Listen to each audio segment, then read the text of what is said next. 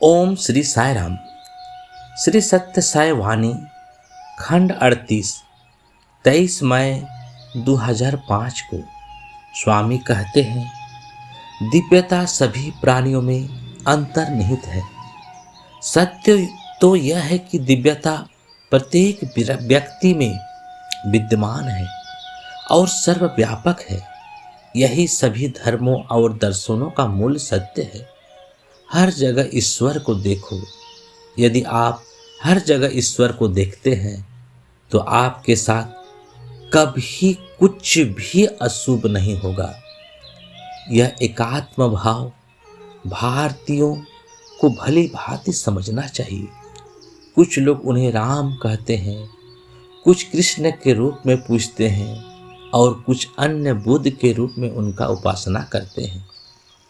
नाम और रूप भले ही भिन्न हो, ईश्वर एक ही है। ईश्वर किसी एक नाम, रूप, क्षेत्र या धर्म तक सीमित नहीं है। केवल एक ही ईश्वर है जो सृष्टि के प्रत्येक कण में व्याप्त है। दिव्यता की महिमा और वैभव को व्यक्त करने में समर्थ शब्द असमर्थ है। जो दिव्यता का अनेक प्रकार से वर्णन करते हैं, किंतु कोई भी वर्णन दिव्यता को पूर्ण रूप से व्यक्त नहीं कर सकता। वास्तव में दिव्यता का वर्णन करने का प्रयास ही एक प्रकार का भ्रम है। ईश्वर कहाँ है? आप सभी स्वयं ईश्वर के साक्षात स्वरूप हैं।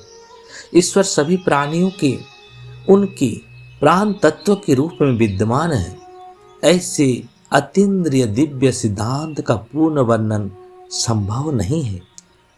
कोई चाहे जितना विस्तार से उसका वर्णन करे, फिर भी वह वास्तविकता से कम ही रहेगा।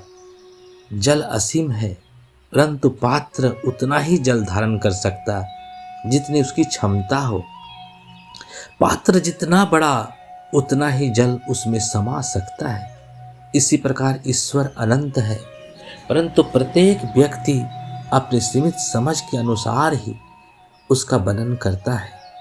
दिव्यता मानव बुद्धि की कल्पना से कहीं अधिक महान और व्यापक है। ओम श्री साई राम। जय जय साई।